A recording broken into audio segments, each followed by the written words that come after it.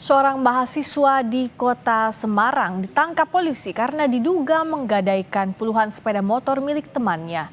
Dari kejahatan ini, pelaku memperoleh lebih dari 130 juta rupiah. Modus pelaku diketahui menyewa sepeda motor milik korban dan menggadaikan kepada sejumlah orang tanpa seizin pemilik.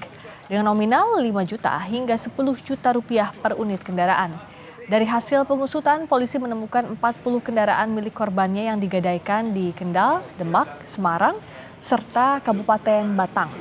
Aksi pelaku dilakukan selama 3 bulan, di mana hasil penggelapan digunakan untuk memenuhi kebutuhan pribadi dan gaya hidup mewah.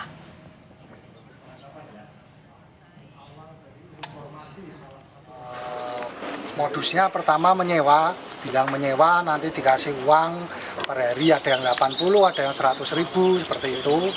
Dan ada yang jangka sewanya ini ada yang 10 hari, ada yang 2 minggu, 14 hari.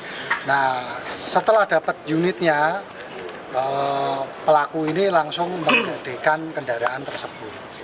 Kurang lebih total 135 juta.